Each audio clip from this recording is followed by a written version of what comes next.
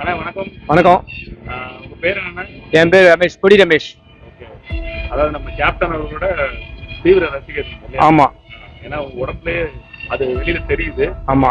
மனசுக்குள்ள என்னெல்லாம் கட்டி ஒரு கோயிலே கட்டி வச்சிருப்பீங்க இந்த மாதிரி இல்லையா? ஆமா, கண்டிப்பா. வந்து கேப்டன் அவர்கள் இப்போ இருந்திருக்கணும்னு பொதுமக்கள் எல்லாரும் ஆசைப்படுறாங்க. என்ன காரணம்னா இந்த ஆட்சி வந்து எல்லாமே அப்படி இப்படிதான் இருக்கு. ஆமா. ஆனா கேப்டன் இருந்தா எல்லாத்தையும் எதிர நின்று சமாளிச்சு ஆமா சிங்கம் மாதிரி எல்லாத்தையும் விரட்டி அடிக்கிறார்.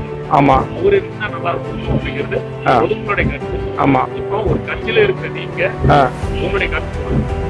என்னுடைய கருத்து என்ன சொல்றேன்னா, மக்கள் எல்லாருமே வந்து தலைவருக்கு ஓட்டு போட்டு ஜெயிச்சு வச்சிருக்கணும். இப்ப மறுபடியும் தம்பி நிக்கிறாப்புல, அவரை விருதுநகர்ல கண்டிப்பா ஜெயிக்க வைக்கணும்.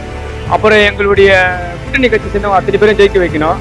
இன்னொரு விஷயம் என்ன கேட்டீங்கன்னா, நாங்க வந்து தலைவர் எப்படியோ அதே மாதிரிதான் அந்நியாரம். தலைவர் எந்த குணத்துல இருக்காரோ அதேதான் அந்நியாரம். அதாவது அந்நியார் வேற இல்ல, தலைவர் வேற இல்ல. எப்பவுமே நாங்க வந்து சின்ன வயசுல இருந்து நாங்க ரொம்ப வருஷமா இங்க வந்து போயிருக்கோம்.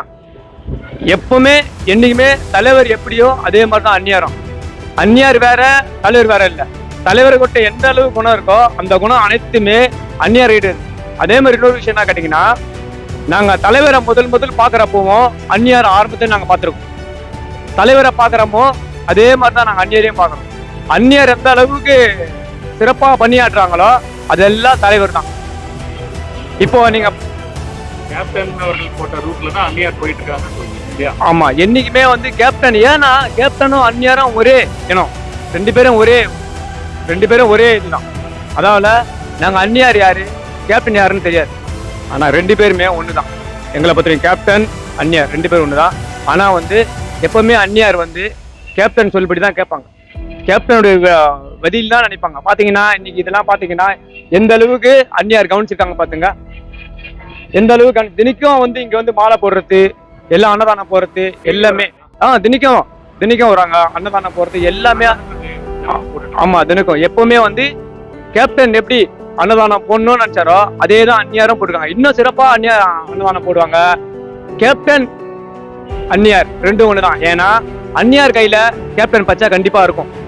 நீங்க பாப்பீங்க, அந்நியார் கேப்டன் இறந்து போனாலும் கேப்டனுடைய நினைவா இந்த இடம் நினைவு கோவில். இந்த கோவில்ல பாத்தீங்கன்னா அந்நியாருடைய பச்சை கண்டிப்பா கையில இருக்கும். இன்னைக்குமே கேப்டன் தான் செய்யறாரு அந்நிய உருவத்துல. இன்னைக்கு அந்நியாருடைய உருவத்துல கேப்டன் இருக்காரு. நாங்க எப்பவுமே கேப்டன் நம்பி வரப்போ அந்நியாரை பார்ப்போம். அந்நியாரும் அதே குணம் தான். இன்னைக்கு நான் நல்லா சொல்றேன் கேட்டுங்க, அந்நியார் எப்பவுமே ரொம்ப ரொம்ப நல்லவங்க. எங்களுக்கு வந்து நாங்க ரொம்ப சின்ன வயசுலேயே இங்க வந்திருக்கோம். கேட்ட கேள்விக்கு ரொம்ப நல்லா பதில் சொன்னீங்க. ஓகே, நன்றி. நன்றி.